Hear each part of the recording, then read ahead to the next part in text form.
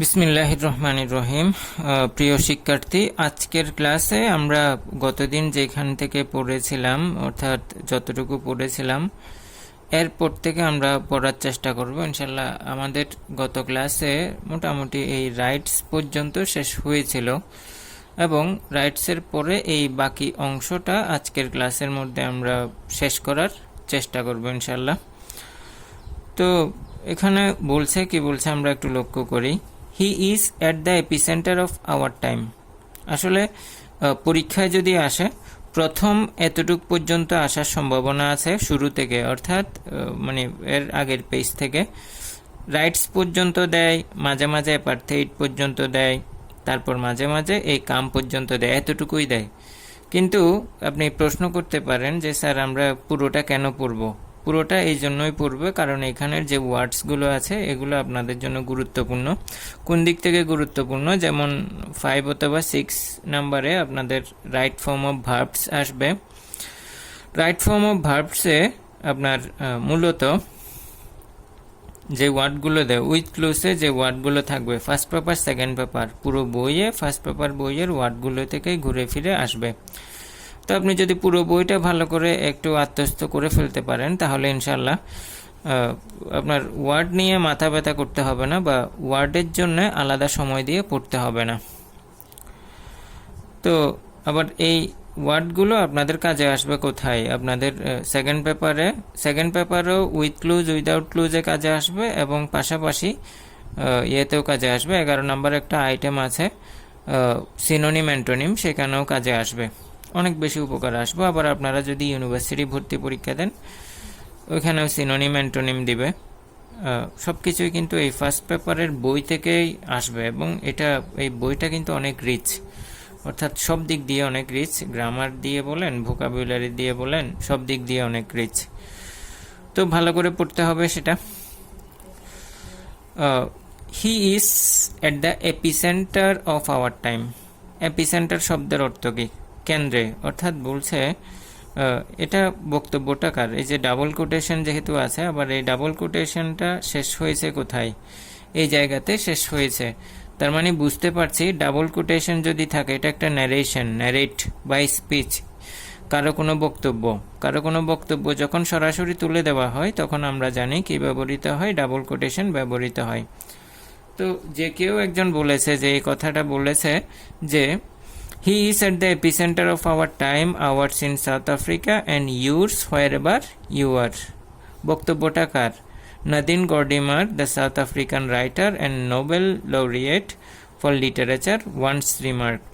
Remark মানে উল্লেখ করা, বক্তব্য দেওয়া, কমেন্টেড করা, মানে মতামত দেওয়া। তো বলছে যে সে হচ্ছে তিনি বলছেন মূলত যে গর্ডিমার যে কথাটা বলেছেন সেটা হচ্ছে মানে যে ম্যান্ডেলা সম্পর্কে বলতে গিয়ে গর্ডিমার যেটা বলছে হি ইজ অ্যান এপিসেন্টার, অর্থাৎ তিনি আমাদের সময়ের উপকেন্দ্রে রয়েছেন। এপিসেন্টার শব্দের অর্থ কি? উপকেন্দ্র। দক্ষিণ আফ্রিকায় আমাদের এবং তোমরা যেখানে আছো সেখানে তোমাদের, অর্থাৎ সবার মাঝেই তিনি কি তার আদর্শটা ছড়িয়ে ছিটিয়ে আছে, মূলত এই কথাটাই বলছে। এপিসেন্টার শব্দ থেকে আপনারা প্রশ্ন পাবেন। এই এপিসেন্টার শব্দের অর্থ কি? উপকেন্দ্র। লিখে রাখেন এপিসেন্টার শব্দের অর্থ উপকেন্দ্র। আর এর সিনোনিমাস ওয়ার্ডগুলো লিখে রাখেন। এপিসেন্টার খুবই গুরুত্বপূর্ণ একটা শব্দ। সেন্টার, নিউক্লিয়াস অথবা ফোকাস। সেন্টার লিখতে পারি, নিউক্লিয়াস লিখতে পারি, অথবা লিখতে পারি ফোকাস। সবাইকে তিনি ফোকাস করেছেন, অর্থাৎ তার আদর্শটা সব জায়গায় আছে, এই কথাটাই বলছে। এই কোনো এক সময় মানে কোনো এক সময় তিনি এই কথাটা বলেছিলেন। রিমার্কড শব্দের অর্থ কি? কমেন্টেড, বক্তব্য দিয়েছিলেন আর কি। রিমার্কড লিখে রাখেন। এই রিমার্কড, কমেন্টেড সিনোনিম, বক্তব্য দিয়েছিলেন। ন্যারেটেড বা উল্লেখ করেছিলেন বা ডেসক্রাইবও দিতে পারেন।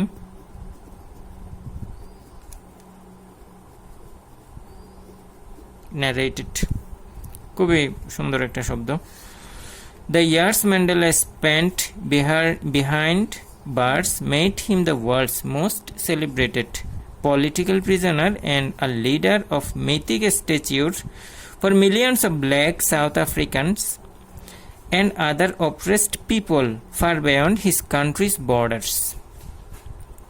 আসলে যে কথাটা হচ্ছে, এই যে তিনি যে অনেকদিন স্পেন্ড মানে সময় অতিবাহিত করা, বিহাইন্ড দ্য বার্স মানে কি জেলের মধ্যে বা বারের মধ্যে, এই যে সময়টা ব্যয় করেছেন, প্রায় 27 বছর তিনি ব্যয় করেছেন কোথায়, জেলের মধ্যে। এই সময়টা তাকে বানিয়েছে made him the world's most celebrated. এই যে 27 বছর তিনি জেলের ভিতর ছিলেন, এর কারণে তিনি পৃথিবীর ওয়ার্ল্ডস মোস্ট সেলিব্রেটেড মানে অত্যন্ত গুরুত্বপূর্ণ একজন পার্সন, যাকে উদযাপন করা হয়। পলিটিক্যাল প্রিজনার মানে জনপ্রিয় একজন প্রিজনার, কারাবন্দী হিসেবে পরিচিতি লাভ করেছেন। অ্যান্ড আর লিডার মিথিক স্ট্যাচিউর, মিথিক শব্দের অর্থ পৌরাণিক, স্ট্যাচিউর মানে কি, স্ট্যাচিউর মানে ব্যক্তি, পৌরাণিক ব্যক্তি বা কি বলবো আইকন।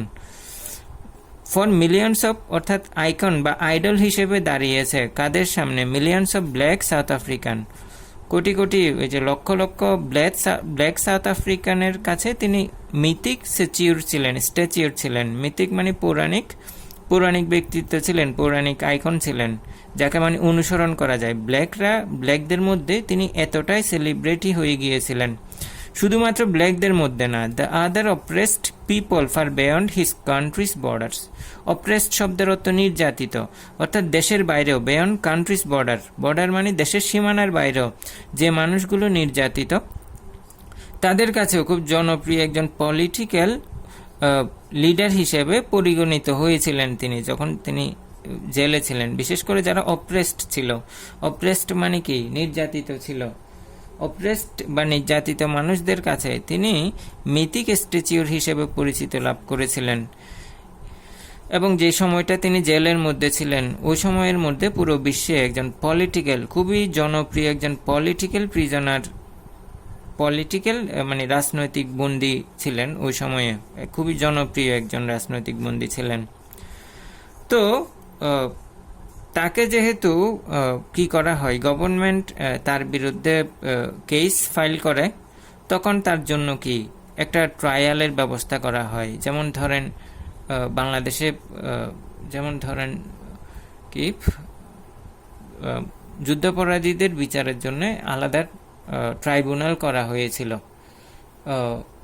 যুদ্ধাপরাধীদের, ওয়ার ক্রাইম যারা করেছিল তাদের জন্য আলাদা ট্রাইব্যুনাল করা হয়েছিল। ঠিক একইভাবে এই ম্যান্ডেলার বিচারের জন্য কিন্তু সে দেশের সরকার আলাদা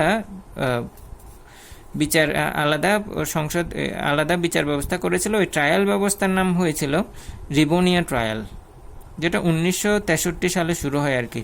চার্জড, এই চার্জড শব্দের অর্থ অভিযুক্ত হওয়া, charged with capital offences, capital শব্দের অর্থ বড় বা মারাত্মক, প্রাণঘাতী, অফেন্সেস মানে কি অপরাধ। ইন দ্য রিবোনিয়াল ট্রায়াল, অর্থাৎ রিবোনিয়া ট্রায়ালে তিনি অভিযুক্ত হয়, অর্থাৎ তিনি যে বর্ণবাদের বিরুদ্ধে সংগ্রাম করেছে, এখানে তাকে কি করা হয়, অভিযুক্ত করা হয়। চার্জড শব্দের অর্থ কি, অভিযুক্ত করা।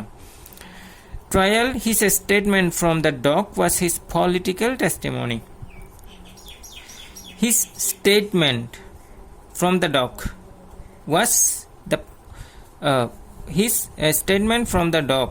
was his political testimony. খুবই গুরুত্বপূর্ণ একটা লাইন। একটা বিষয় আপনারা মনে রাখেন, এইখানে যেমন ধরেন আমরা পড়েছিলাম behind the words Rebonian trial,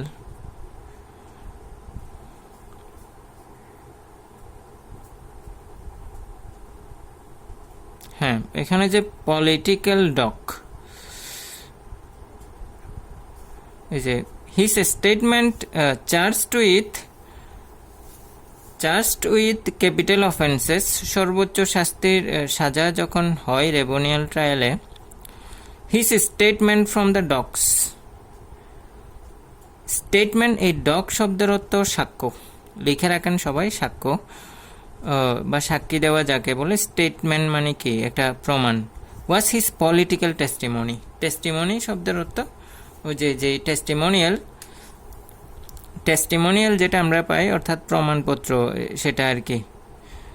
তার যে এইখানে যে সাক্ষ্য দিয়েছে এটাই হচ্ছে তার স্টেটমেন্ট, তার সবচেয়ে বড় প্রমাণ, পলিটিক্যাল টেস্টিমনি। তো এখানে তিনি আদালতে দাঁড়িয়ে একটা বক্তব্য দিয়েছিলেন। এই বক্তব্যটা আপনারা একটু লক্ষ্য করেন। সে বলেছে, during my life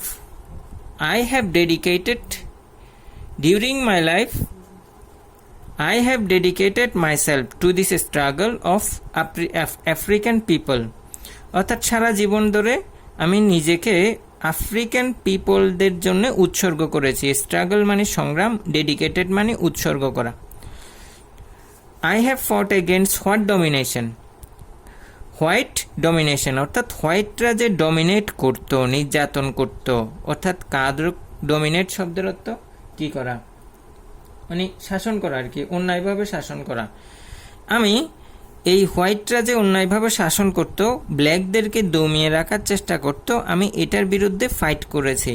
and I have ফট এগেনস্ট ব্ল্যাক ডমিনেশন, এবং ব্ল্যাকদেরকে যে ডমিনেট করে রাখা হতো এটার বিরুদ্ধে আমি ফাইট করেছি। এই ডমিনেশন শব্দের অর্থ গুরুত্বপূর্ণ, একটু লিখে রাখেন।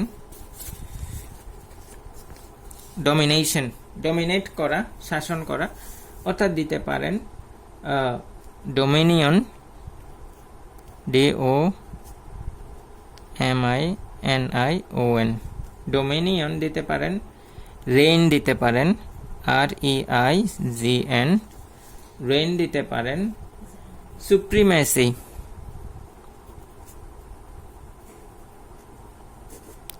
অর্থাৎ তারা তাদেরকে সুপ্রিম মনে করত বা তাদের থেকে অনেক বেশি উৎকৃষ্ট মনে করত। I have cherished the ideal, এই বক্তব্যটা তিনি কোথায় দিয়েছিলেন? এই যে সবগুলো ডাবল কোটেশন আছে, ওই যে রিভোনিয়ার ট্রায়ালে দাঁড়িয়ে তিনি বক্তব্যটা দিয়েছিলেন। আই হ্যাভ চেরিশড, চেরিশড শব্দের অর্থ কি? লালন পালন করা, নিজের মধ্যে ধারণ করা আর কি। I have cherished the ideal of a democratic and free society in which all persons live together in harmony and with equal opportunities, he told the court. তো সে বলছে, আমি স্বপ্ন দেখি। চেরিস্ট মানে লালন করা বা স্বপ্ন দেখা। তো এই শব্দটা আপনি লিখে রাখেন, চেরিস্ট। অ্যাডোর্স, চেরিস্ট বলতে দিতে পারি যে, লিখে রাখেন অ্যাডোর্স, ADORE, অ্যাডোর, লাভ, ওরশিপ, কাউকে মানে বন্দনা করা। আই হ্যাভ চেরিশড, লালন করা, N ideal, the ideal, ideal শব্দের অর্থ মত আদর্শ, নিজের মধ্যে একটা আদর্শ সে কি করে? লালন করে। Ideal of democratic and free society, সে স্বপ্নটা হচ্ছে মানে আফ্রিকান সোসাইটিটা হবে একটা গণতান্ত্রিক সোসাইটি হবে, একটা মুক্ত বা স্বাধীন সোসাইটি হবে। Where all the persons live together, যেখানে সব মানুষ কি একসাথে বসবাস করবে, যেখানে থাকবে কি হারমোনি অ্যান্ড ইকুয়াল অপরচুনিটিস, সেখানে শান্তি থাকবে, সবার সমান অধিকার থাকবে। হি টোল্ড দ্য কোর্ট, এই কথাটা সে কোথায় বলেছে? ওই যে রিভোনিয়া ট্রায়ালে বলেছে। It is an ideal I hope to live for and to achieve, আমি এটার জন্যই কি বেঁচে আছি এবং আমি আশা করি সেটা আমি অর্জন করবই। বাট ইফ নিডস, এবং এই আদর্শটার জন্য যদি দরকার হয়, if needs be, it is an ideal for which I am prepare to die, এটা এমন একটা আদর্শ যার জন্য আমি মৃত্যুবরণ করতেও প্রস্তুত আছি। তো একেবারে লাস্টের লাইনটা সবাই যাই, কি বলেছে এখানে দেখেন। Friends adored Mandela and fondly call him Madiba. Adored শব্দের অর্থ কি? অ্যাডোর শব্দের অর্থ পছন্দ করতো, ভালোবাসত, অ্যাডোর্স। ম্যান্ডেলা অ্যান্ড ফন্ডলি, এবং ভালোবেসে, কল্ড হিম, তাকে ডাকতো। কল মানে কি? যেমন ধরেন আমি যদি বলি যে ধরেন অ্যান্ড ফন্ডলি কল্ড হিম মাদিবা, ভালোবেসে তাকে ডাকতো, মানে ডাকা আর কি, মাদিবা বলে ডাকতো। ওই যে ঘরে যেমন অনেকের নিকনেম থাকে না, যে আপনার নাম যেটা সেটার বাইরে ভিন্ন একটা নামে। নেলসন ম্যান্ডেলা সেটা একটা নাম ছিল, কিন্তু তাকে সবাই ভালোবেসে মাদিবা বলে রাখত। দ্য কান নেম, এটা হচ্ছে তার গোত্রের দেওয়া নাম।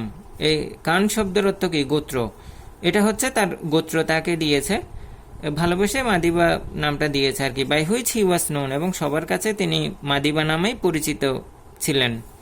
People lauded his humanity, kindness and dignity. Lauded শব্দের অর্থ কি?